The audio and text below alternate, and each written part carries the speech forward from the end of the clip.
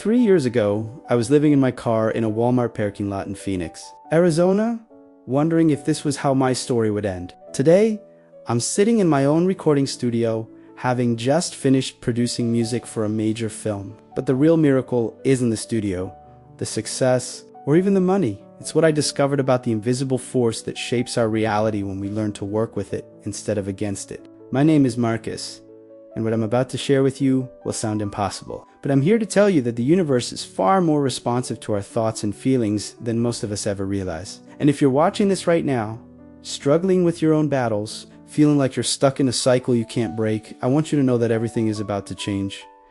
Let me take you back to that night in the parking lot. It was October 15th, 2021.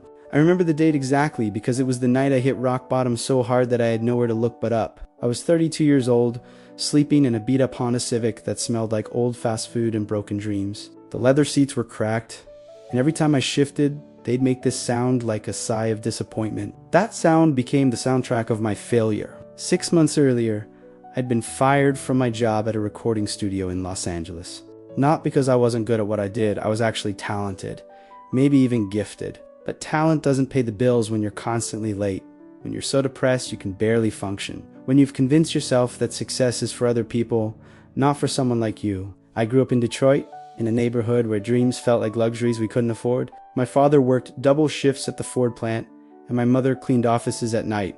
They were good people, hardworking people, but somewhere along the way, I absorbed this belief that struggle was just normal. That wanting more was selfish. That guys like me, black guys from the wrong side of town, had to work twice as hard for half as much. And even then we should be grateful for scraps. After I lost the studio job, everything unraveled fast. I couldn't make rent on my apartment in Burbank. My girlfriend left not because she didn't love me, but because watching someone you care about destroy themselves is too painful. My savings disappeared within weeks. And suddenly, I found myself driving east on I-10 with nowhere to go and no plan except to get as far away from my failures as possible. Phoenix wasn't a destination, it was just where I ran out of gas. Literally and metaphorically. That night, in the parking lot, staring at the fluorescent lights reflecting off my windshield, I felt something I'd never experienced before: complete surrender. Not the good kind of surrender that spiritual teachers talk about. This was the desperate kind, where you've exhausted every option and you're just done. I remember pressing my forehead against the steering wheel and whispering, I don't know how to do this anymore. I don't know how to be alive anymore. The silence that followed wasn't peaceful. It was heavy, like the air before a storm. And in that silence, something shifted. The next morning, I woke up with a crick in my neck and the sun beating through my windows.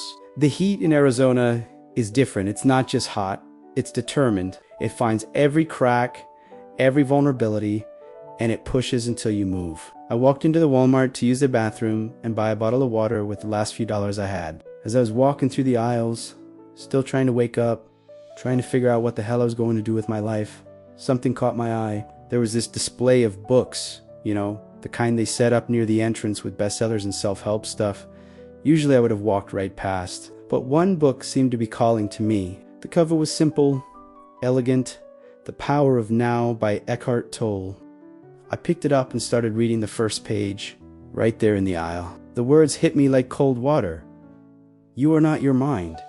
You are not your thoughts. It sounds simple now, but in that moment, it was revolutionary. I'd spent my entire life believing I was my thoughts, and my thoughts were mostly telling me I was worthless, that I'd never amount to anything, that I was destined to repeat my father's struggles and my grandfather's struggles. I used my last $8 to buy that book. I spent the entire day in the parking lot reading, and as I read, something began to crack open inside me. Tolle talked about the ego, about the voice in our heads that constantly judges and compares and fears. He talked about presence, about the power of the current moment. But it was what he said about observation that really got me. He said that when you start to observe your thoughts, instead of being consumed by them, you create space. And in that space, you remember who you really are underneath all the mental noise. I started to observe my thoughts, and what I discovered was shocking. The voice in my head was brutal. It was like having a critic living in my brain 24/7, constantly telling me why I couldn't succeed, why I didn't deserve good things, why I should just accept a life of struggle. For the first time, I realized this voice isn't me. These thoughts aren't facts. They're just ... dots. That night, still in my car, I did something I hadn't done since I was a kid. I prayed, but not to any particular God or religion. I just spoke to the universe, to whatever force might be listening. If there's more to life than this, I said, if there's a way out of this cycle, please show me. I'm ready to learn. The next few days were like waking up from a decades-long sleep. I found a small public library in Phoenix, and I spent my days there, reading everything I could get my hands on about consciousness, about the mind, about the invisible forces that shape our reality. That's when I discovered the book that would change everything. The Secret by Rhonda Byrne. I know. Some people think it's too simple, too commercialized, but for someone who had never heard of the law of attraction, it was like discovering fire. The basic premise that our thoughts and feelings create our reality seemed impossible at first. But the more I read, the more I started to remember moments in my life where this had actually happened, where I'd unconsciously attracted exactly what I was thinking about. I remember being in high school, constantly worried about failing a test and then failing it, even though I knew the material. I remembered obsessing over a girl not liking me back, and sure enough, pushing her away with my neediness and insecurity. I remembered my father always saying, money doesn't grow on trees and we can't afford that, and how our family seemed to attract one financial crisis after another. The patterns were everywhere once I started looking. But here's what really convinced me. I started small experiments. The first one was finding a job. I'd been putting off looking for work because I was afraid of rejection, afraid of someone seeing how low I'd fallen. But I decided to try this visualization thing that Byrne talked about every morning and evening. I would close my eyes and imagine myself walking into a workplace where I felt appreciated, where I could use my skills, where people respected me. I didn't focus on a specific job, I just focused on the feeling of being valued, of contributing something meaningful.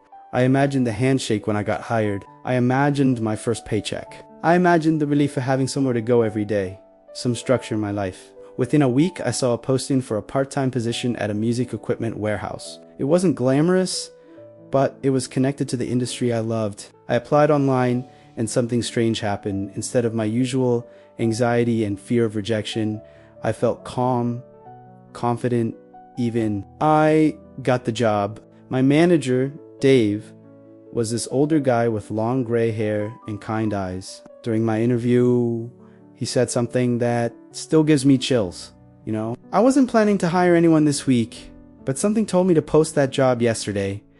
Felt like I was supposed to meet someone specific. That was my first real taste of what some people call synchronicity, meaningful coincidences that seem too perfect to be random. Working at the warehouse gave me stability, but more importantly, it gave me hope. For the first time in months, I had a routine, a reason to get up in the morning, and a paycheck that allowed me to rent a small studio apartment in Tempe. The apartment wasn't much, just a cramped one-bedroom with thin walls and carpet that had seen better days. But it was mine. And every night when I walked through that door, I felt like I was winning. I started developing what I now call my morning ritual. I would wake up at 5 a.m. before my shift started, and I would spend an hour working on my mind. I read books by Neville Goddard, who talked about the power of imagination and feeling the wish fulfilled. I discovered Joseph Murphy and his teachings about the subconscious mind. I found videos of Abraham Hicks talking about vibration and alignment. But the real breakthrough came when I started combining the teachings with my love for music. You see, I'd always been drawn to music, but I'd convinced myself it was just a hobby, that I couldn't make a living doing what I loved. Growing up, I've taught myself to play piano and guitar, and I had this natural ability to hear melodies and harmonies in my head. But somewhere along the way, I decided that music was for other people, people with connections, people with money, people who didn't look like me.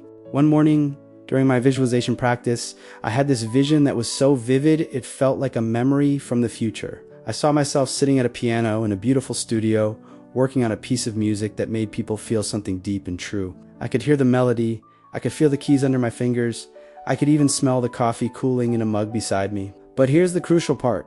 In this vision, I wasn't just playing music. I was creating it for something bigger. I could see my name in the credits of a movie, and I could feel the pride and fulfillment of knowing that my music was touching people's lives. That vision felt so real that I started crying right there on my apartment floor. Not tears of sadness, but tears of recognition. Like my soul was saying, yes, This is what we came here to do. From that day forward, my visualization practice became more specific. Every morning, I would spend 20 minutes living in that future reality. I would feel the satisfaction of completing a beautiful piece of music. I would imagine the conversations with directors and producers who wanted to work with me. I would visualize walking into studios where I was welcomed as a collaborator, not just hired help. But I didn't stop there. I started taking action aligned with this vision. I began spending my evenings after work learning about music production. I saved up and bought a cheap keyboard and some basic recording software. My neighbors probably thought I was crazy, practicing scales and composing little melodies in my tiny apartment. But every time I sat down to play, I felt connected to something larger than myself. I started posting my music online, just simple instrumental pieces that came to me during my morning meditations. Most of them got maybe 5 or 10 views, but I kept posting, not because I expected overnight success, but because it felt right. It felt like I was moving in the direction of my vision. But here's the thing about transformation, it rarely happens in a straight line. About 6 months into my new life, I hit what I now recognize as a dark night of the soul. The initial excitement of discovering the law of attraction had worn off, and I was starting to doubt everything. My music wasn't taking off the way I'd hoped. I was still working at the warehouse, loading and unloading equipment, and some days the gap between my vision and my reality felt impossible to bridge. I would look at successful musicians and producers online, and that old voice would creep back in.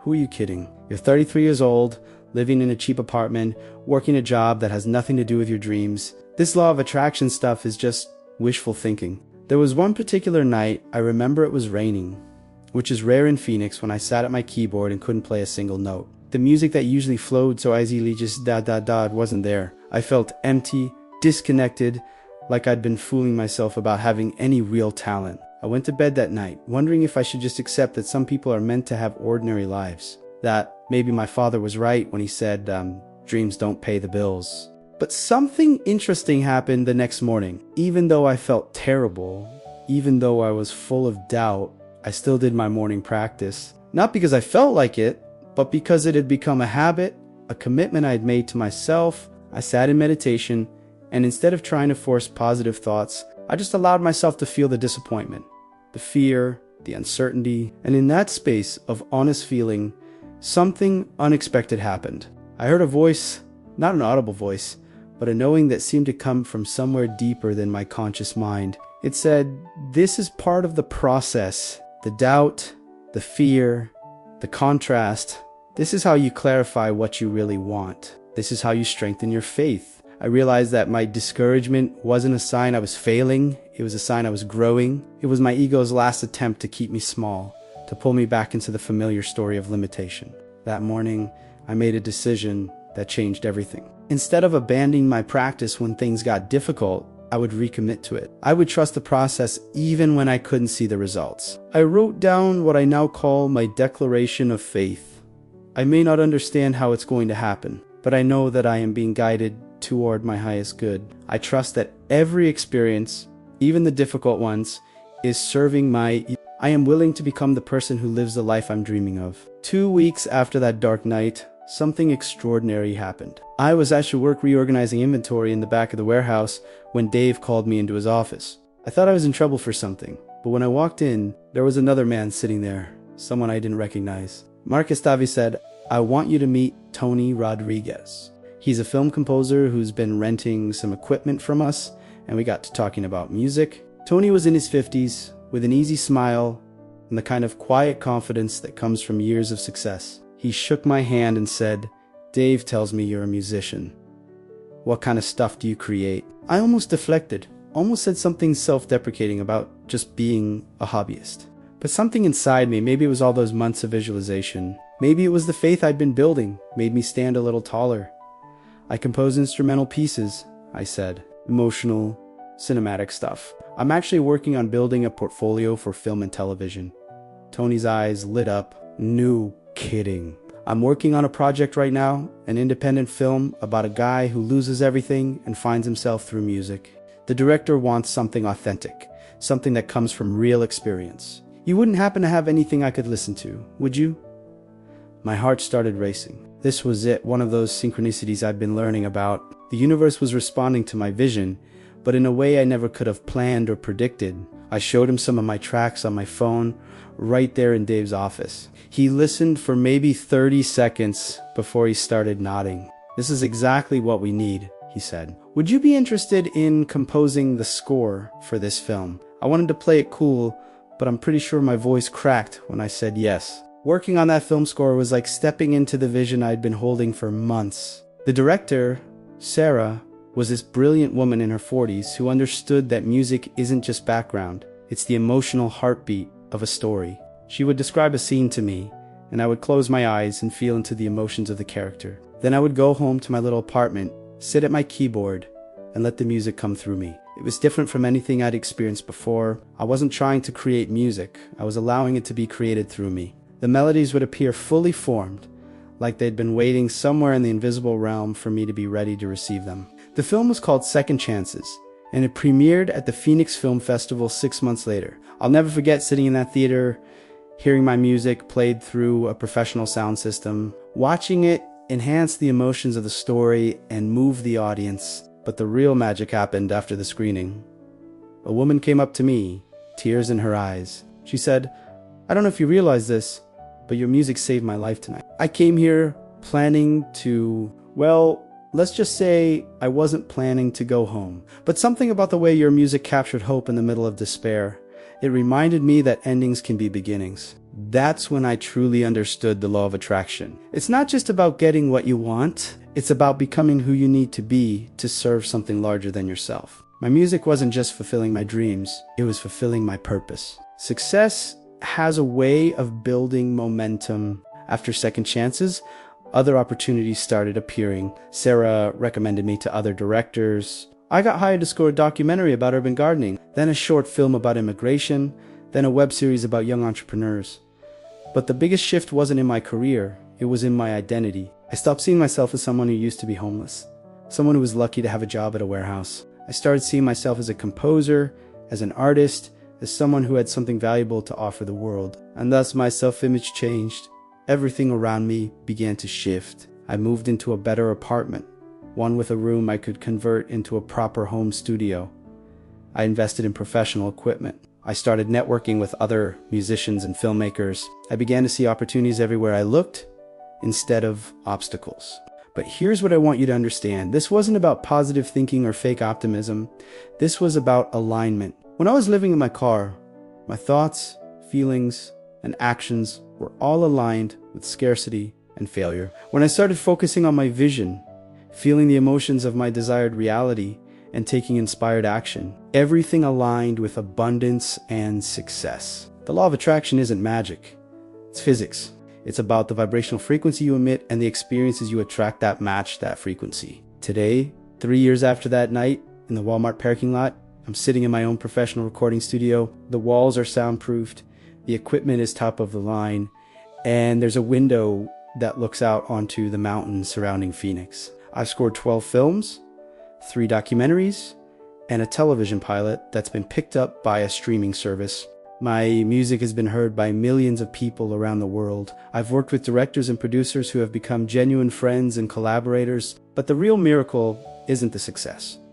The real miracle is who I've become in the process. I wake up every morning excited about my day. I feel grateful for challenges because I know there are opportunities to grow. I see abundance everywhere, in relationships, in creativity, in possibilities I never could have imagined. I've learned that the universe isn't separate from us. We're part of it, and it's part of us. When we align our thoughts, feelings, and actions with our deepest desires, we're not trying to manipulate reality, we're cooperating with it. I think about my father sometimes working those double shifts at the Ford plant. He was a good man, but he believed that life was hard and that good things were scarce. He passed that belief on to me, not because he wanted to limit me, but because it was all he knew. Now I understand that beliefs are inherited, but they can also be changed. The stories we tell ourselves about what's possible, those stories shape our reality more than any external circumstance. People often ask me what my daily practice looks like now. How do I maintain this alignment with abundance and possibility? Every morning,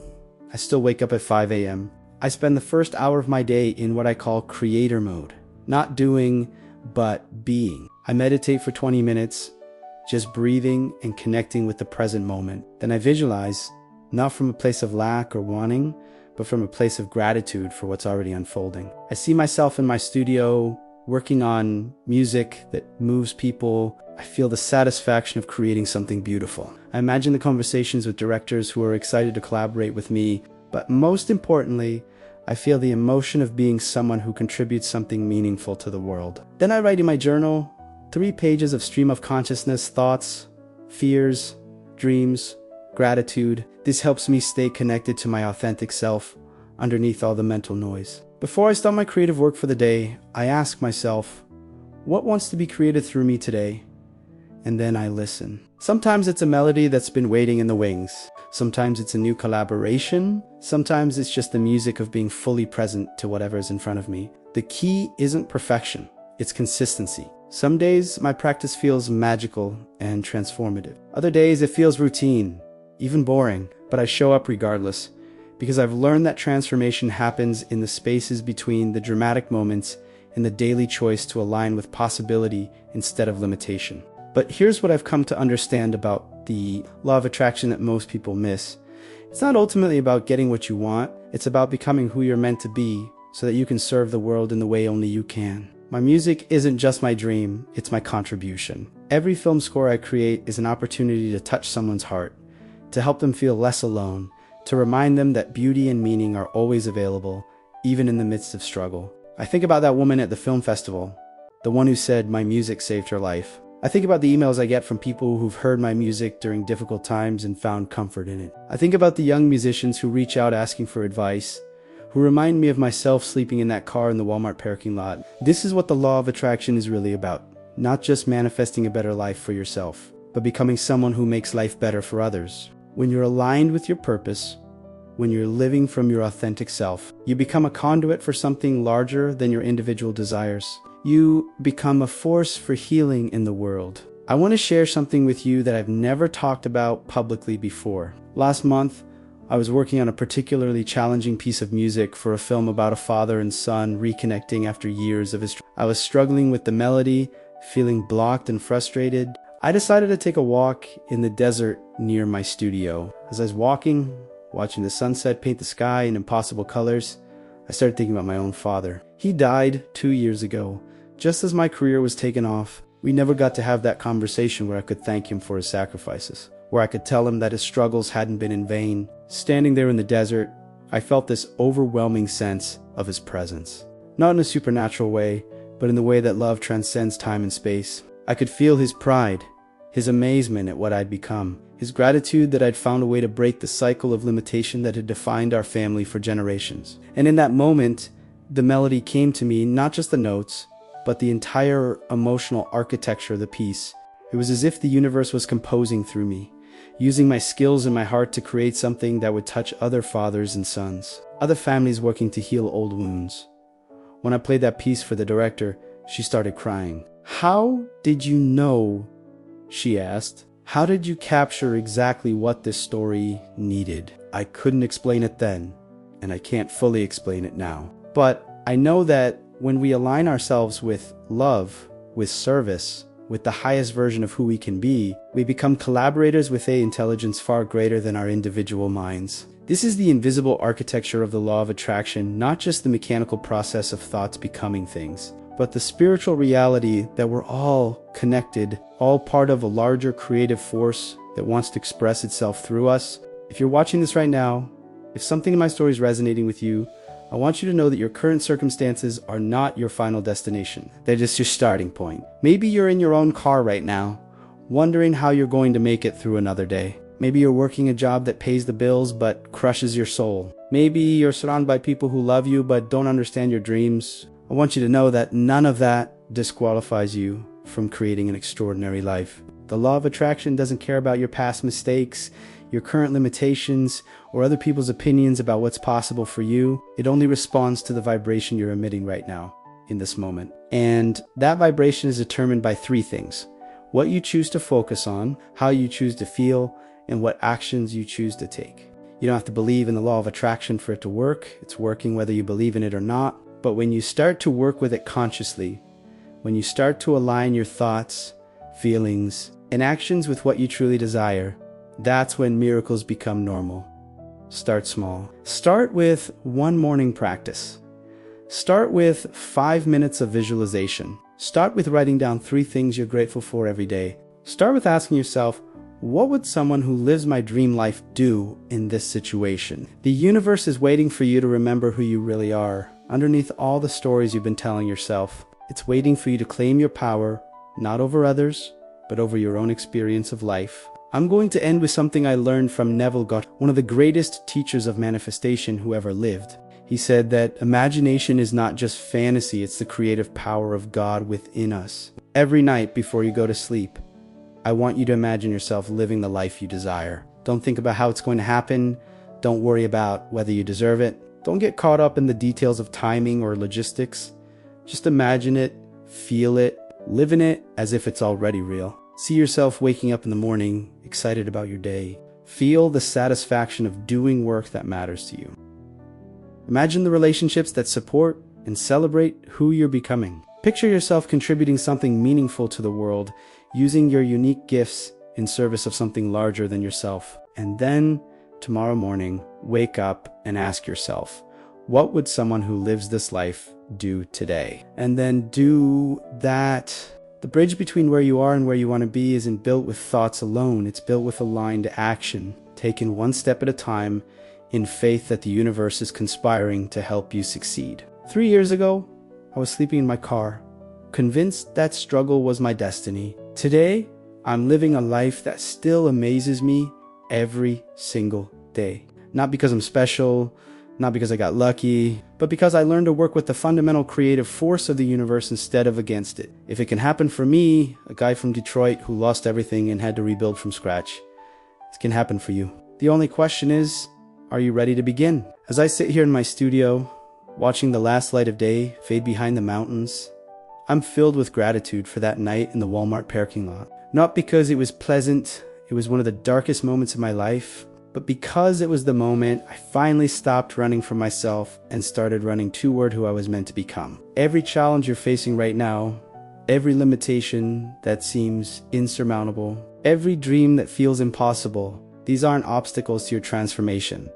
They're invitations to remember your power. The universe isn't withholding your good from you. It's waiting for you to become the person who naturally receives it. Your thoughts are creating your reality, whether you're aware of it or not. Your feelings are broadcasting a signal that the universe is receiving and responding to every moment. Your actions are either moving you toward your desires or away from them. But here's the beautiful truth: in any moment, you can choose differently. In any moment, you can align with possibility instead of limitation, with love instead of fear, with abundance instead of scarcity. The life you're dreaming of isn't just possible, it's inevitable. If you're willing to become the person who lives it, trust the process. Trust yourself. Trust that the universe wants your success even more than you do. Your transformation starts now. If this story touched your heart, if something in my journey reminds you of your own possibility, I want you to do something right now. In the comments below, write these 3 words: I am ready. Those 3 words are your declaration to the universe that you're no longer willing to accept a life smaller than your dreams. They are your commitment to begin. Regardless of your circumstances, regardless of your past, regardless of what anyone else thinks is possible for you. And if you believe that we're all connected, that my success is connected to your success, that we're all part of the same creative force expressing itself through infinite and unique expressions, hit that like button. Subscribe to this channel. Share this video with someone who needs to remember their power. Because the law of attraction isn't just about individual manifestation, it's about collective elevation. When one of us rises, we all rise. The universe is waiting for you to say yes to your dreams. Are you ready to answer? Comment below, I am ready, and let's create a wave of awakening together. Your miracle is waiting. The only question is, will you claim it?